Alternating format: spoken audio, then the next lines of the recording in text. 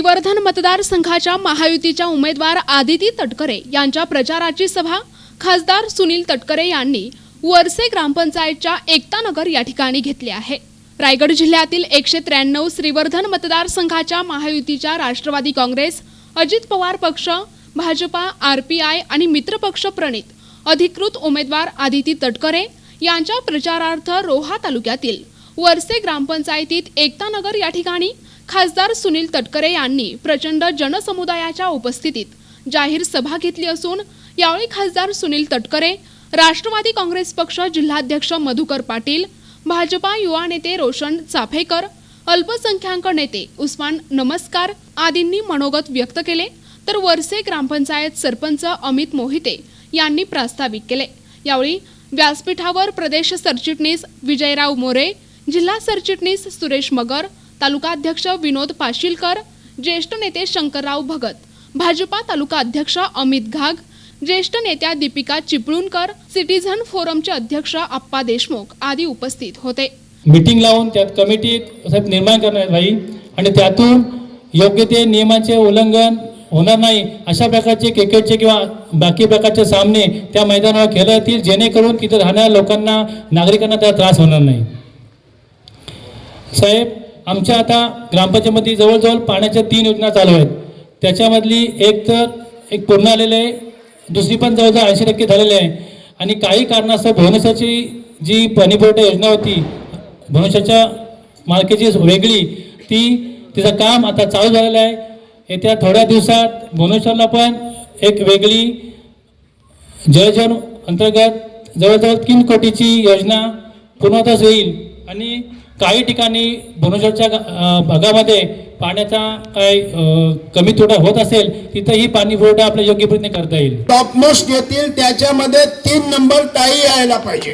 3 number का विशेषतः 1 number का नको? महिलांना मी सांगतो, अख्ख्या महाराष्ट्रामध्ये ज्या ज्या योजना आल्या त्यामध्ये सर्वात फर्स्ट योजना जी लागू झाली ती लाडकी बहीण योजना लागू झाली। आता विरोधकांकडे काहीच नाहीत मुद्दे। ते आता काय म्हणतात माहिती आहे, आमचे जर महाविकास आघाडी आली तर आम्ही 3000 रुपये महिलांना देऊ। अरे, महिला बाल कल्याण विकास मंत्री सन्माननीय शिंदे साहेब मंत्रिमंडळाने 1500 रुपये मंजूर केले, ते त्यांना पोटशूळ उचलून आणि ते कोर्टात गेले आणि कोर्टाने ज्यावेळी कान फटलं त्यावेळी मग म्हणे आम्ही 3000 देऊ।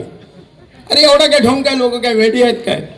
ते हे भाषण मी ज्यावेळी साहेब बोरलीला केलं ना त्यावेळी 2 आपल्या वयस्कर होत्या। अरे मग ते जिंदगीत सरकार नाही येणार बोलते। हे फसवं सरकार कालही नव्हतं, आज नाही, उद्याही कार्यक्रमात पुन्हा टीका टिप्पणी केली गेली की सगळ्याच महाविकास आघाडीच्या सर्वच महिला नेत्यांनी टीका टिप्पणी केली की 1500 रुपये तुम्ही महिलांना विकत घेत आहे। महाराष्ट्रातल्या तमाम महिलांचा अपमान या महाविकास आघाडीच्या नेत्यांनी त्या ठिकाणी केला। त्या महिला अर्थानं सुद्धा 1500 रुपयामध्ये महिला भगिनींना विकत घेतलं जातं असा ज्याला आरोप करताना यांना कसं वाटलं नाही काय?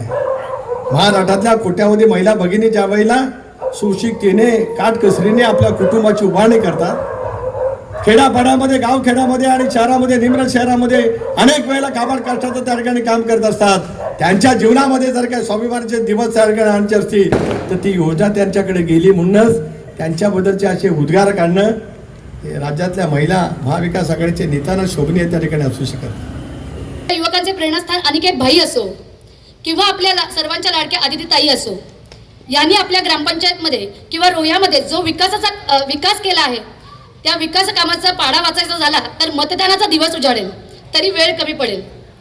म्हणून साहेब, आपल्या परवानगीने ताई मंत्रिमंडळात असताना जे काही महिलांसाठी महत्त्वाचे निर्णय घेतले त्यावर एक उजाळा टाकण्याचा प्रामाणिक प्रयत्न या निमित्ताने इथे करत आहे। साहेब, लाडकी बहीण या योजनेबद्दल सर्वजण बोलतायत, पण ही नुसती योजना नसून बहीण लढवय्या कशा आहेत हे ताईंच्या प्रयत्नांमुळे फक्त महाराष्ट्र नव्हे तर संपूर्ण जगासमोर आलंय। याचाच प्रत्यय नागपूरमधील 3000 महिलांपैकी लाडकी बहीण योजनेतील 1,500 रुपयांपैकी 1,000 रुपयांच्या योगदानातून 30 लाख रुपयांचं भांडवल उभं करून नागपूर महिला सन्मान क्रेडिट कोऑपरेटिव्ह सोसायटीची स्थापना केली. तेव्हाच आम्हाला सर्वांना आलंय. धन्यवाद मानतो. खरं तर आताच या रोहाची बुलंदतोप उस्मान भाई यांनीच आता आपले मनोगत मांडले. उस्मान भाई बोलतात, कमी बोलतात, रोखोक बोलतात, थोडंसं विनोद त्यामध्ये टाकतात. त्यांच्याकडून नेहमी शिकण्यासारखं असतं. त्यांनी ज्याप्रमाणे सांगितलं की ही निवडणूक फक्त एक आपल्याला म्हणता येईल की फक्त निवडणूक ही फक्त एक फक्त नावासाठी निवडणूक राहिलेली आहे. विजय हा झालेलाच आहे. खरं जर बघितलं तर साहेब, आपल्या लोकसभा निवडणुकीच्या वेळेस जिथे जिथे आम्हाला बोलण्याची संधी मिळाली तिथे तिथे आम्ही हे एकच वाक्य सांगितलं होतं की लोकसभा निवडणूक ही फक्त नावासाठी, ही फक्त एकदम सोपी निवडणूक आहे. आणि कारण त्याचे प्रमुख कारण 3 होते. त्याचं एक प्रमुख कारण होतं, समोरचे उमेदवार हे कधीच मतदानाची टक्केवारी जी आहे ती टक्केवारी थोडी कमी राहते. यावेळेला आजच्या सभेवरून असं वाटतंय की बा टक्केवारी आता नक्की वाढेल. आजची सभा अशी चांगल्या पद्धतीने झालंय की टक्केवारी आपण जरा वाढून घेऊ. 20 तारखेला फिरायला जायचं तितकं टाळा, नाही तर मग सुट्टी असते म्हणून 20 तारखेलाच फिरायला जायचा हा काय प्रकार तुम्ही करू नका. साहेब, आपण आदितीला मागच्या वेळेला आमदार केली. एक महिला आमदार झाल्यानंतर काय करू शकते त्याचा अतिशय चांगला उदाहरण तिने महाराष्ट्राला आणि आपल्याला सर्वांना घालून दिलं.